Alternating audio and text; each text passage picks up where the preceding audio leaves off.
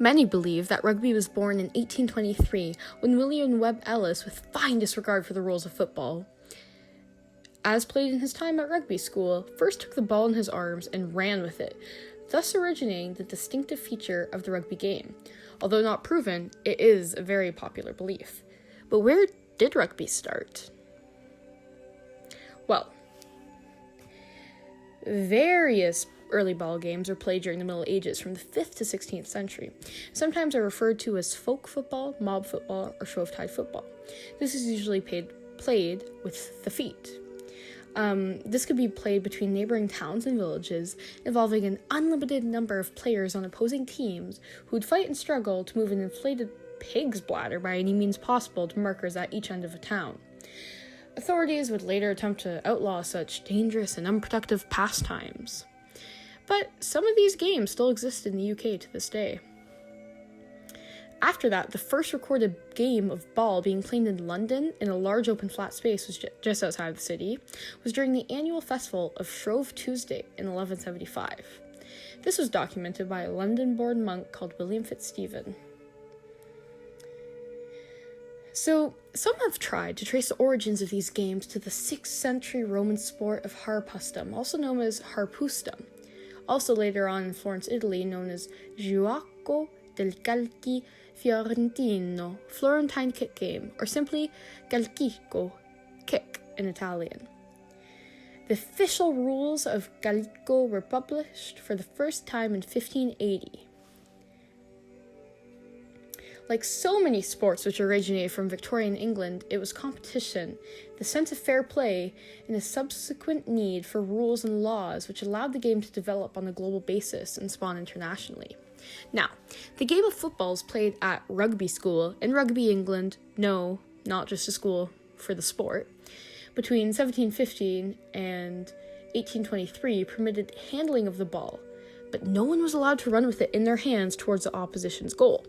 There was no fixed limit to the number of players per side, and sometimes there were hundreds taking part in a kind of enormous rolling maul. The innovation of running with the ball at rugby school was introduced sometime between 1820 and 1830, which led the game to be a lot more fast-paced. Now, during the middle of the 19th century, rugby football, up till that time, a regular game among schoolboys, took its place as a regular sport among men. Now, the former students of rugby school started to spread their version of football far and wide, changing the rules wherever they went. The first notable event was a former pupil, Arthur Pell, who founded a club at Cambridge University in 1839. So he graduated from the rugby school and went on to university to bring the sport there. The old Rugbyians challenged the old Etonians to a game of football, and controversy at the Rugbyians' use of hands led to representatives of the major public schools such as Rugby, Eton College, Harrow, Marlborough, Westminster, and Shrewsbury meeting to drop the Cambridge rules in 1848. Now, there were 21 clubs that attended the first meeting, chaired by the club captain of the Richmond Club. Although one famous name that was missing was the London Club Wasps. Somehow, they managed to send their representative to the wrong venue at the wrong time on the wrong day. But another version of the story was that he went off to the pub of the same name, and after consuming a few drinks, was too drunk to make it to the correct address after he realized his mistake. I like to believe that's the true story. After starting to be played at a number of schools and clubs, rugby football gained a governing body in 1870 in the shape of the Rugby Football Union. Eventually, this union allowed rugby playing schools and clubs and approved the first official laws of the sport in 1871. Amongst these laws, stay with me, were strict rules against professionalism within the game, and it was with these which ultimately led to the rise of the Rugby League. The difference was that Rugby League wanted to pay their players, and the Rugby Union did not. In 1892, rugby clubs based in Yorkshire started to pay players who had missed work in order to play in games. Made sense. That was in direct contravention of the aforementioned RFU rules and led to a dispute between the clubs and their governing body. Now, by 1895, the dispute had become unfixable. And with the support of clubs from neighbouring Lancashire, which was a rugby league, the Yorkshire clubs permanently broke away from this union. Now, the first time rugby 15s was played, so that's 15 players on either side, was at 4 Olympic Games, starting in the 1900s, then 1908. By 1910, France joined the international championship to form the 5 nations, so that was all of the UK and France. Then in 1920 and 1924, it was played in the Olympics. But in between that, we had World War I. Although World War I ended in 1918 and left 10 million dead in the fields of Western Europe.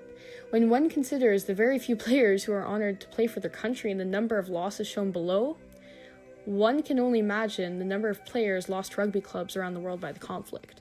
Now, in 1931, France was banned for paying their players, but they were also banned for apparently playing with stiletto knives in their socks.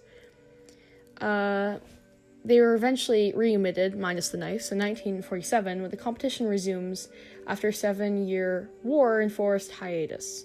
Now, as mentioned about the war hiatus, in World War II, which started in 1939 to 45, once again, predominantly in Europe, a lot of the men had to go to the war. That's why they began playing a game called Jeu à 13, which means game of 13, as there were less players needed.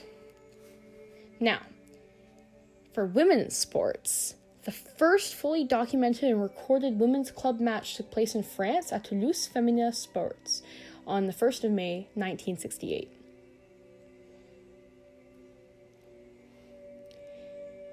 In 1992, tries were increased from 4 to 5 points to promote running rugby and reduce boring kicking, the mainstay of England's game at the time. In 2000, the 5 nations become 6 with the introduction of Italy. So far, Italy had only won 2 games.